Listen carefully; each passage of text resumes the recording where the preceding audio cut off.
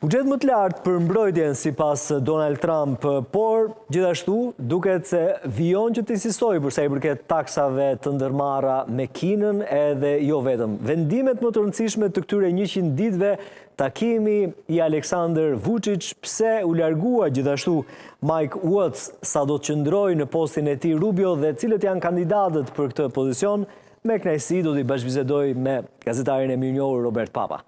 Zoti Papa, të përshëndes. Përshëndetje. Stephen Miller është kandidati kryesor për Grenell sigurinë kombëtare. përjashtohet? Numri 2. Diku jo. Po? Stephen Miller është personi numër 2, është zëvendës shefi i stafit i zotit Trump. Trump e deklaroi vetë dje që faktikisht ai po e kryen këtë detyrë. U gjeti pa përgatitur atë internim për Rubion, por është më shumë një kërcënim për J.D. Vance, duke treguar që tek Rubio mbase kam shumë besim për kandidaturën si president.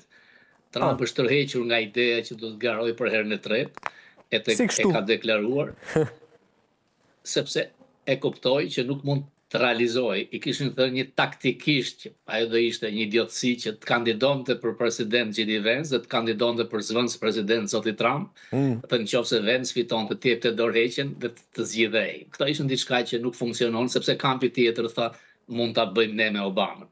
Megjithatë Trump në 100 ditë e para, për mendimin tim ka qenë i suksesshëm, sidomos e para tek mbyllja e kufirit jugor, edhe pse Biden i thoshte që duheshin ligje të kalonin në Kongres, në Senat, kufiri është kontrolluar të paktën 95%, është i suksesshëm në nisjen e marrëveshjes me Ukrainën, mbas takimit 15 minuta në Vatikan e ka bindur Zelenskin të firmos. Trump në një town hall ku dhe unë isha i pranishëm me Bill O'Reilly tha që nuk doja që të qeshnin me ne, kemi dhënë $300 miliard, egzageron, po të paktën janë $170 miliard, dhe me kontratën e firmosur nga Zelenski, Amerika do të marrë prapsht këto shpenzime të mëdha. Ajo që më pëlqeu është që do të jetë një korporat shtetërore 50-50, asnjëherë të mos privatizohet, do të ishte një skem shumë e mirë për Shqipërinë, për kromin, për naftën, për Kosovën me trepçe nëse duan, duke pasur amerikanët si investitor. Ukraina e ka një mbrojtje sepse nuk mund të ndërhyj Putinin në një vend ku kanë investuar amerikanët. E vetmi problem janë tarifat, por askush nuk e di se si do të funksionojnë. A do të jetë i suksesshëm apo do të dështojë.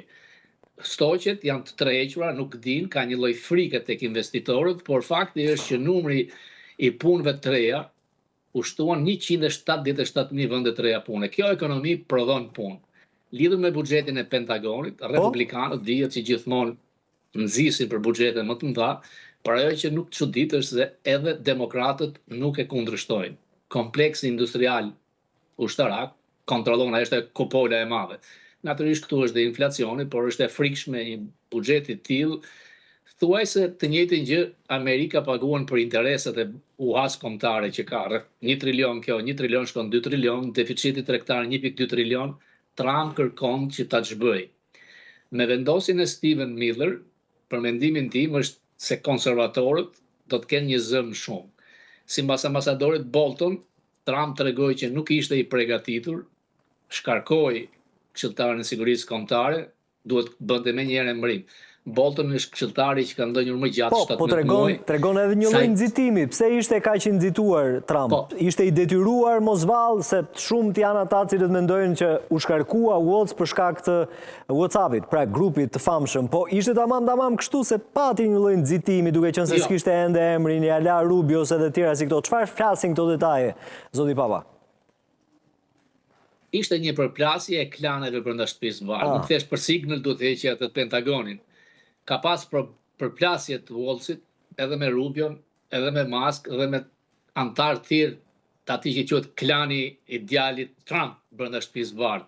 Dhe Walls nuk mund fitonte ndaj tyre, ai bëri diçka. Këshilli i Sigurisë Kombëtare është një ministri më vete brenda shtëpisë së Bardhë, ka njerëz profesionistë, këtë e di mirë nga Boltoni. Ai bëri pastrime të mëdha, duke larguar specialistë, duke vendosur njerëz politik të dëmton sigurinë kombëtare të Shtetet e Bashkuara të Amerikës.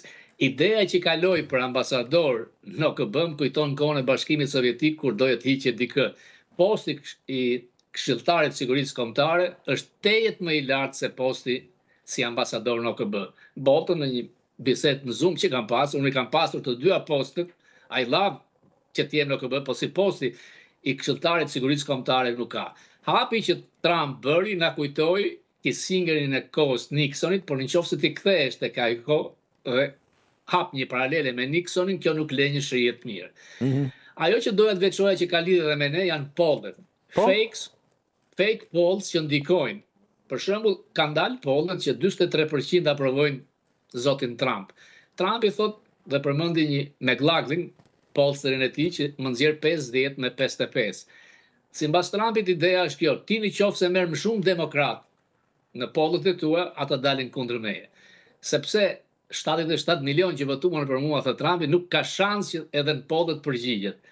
E bëj këtë paralele edhe për pollet në Shqipëri.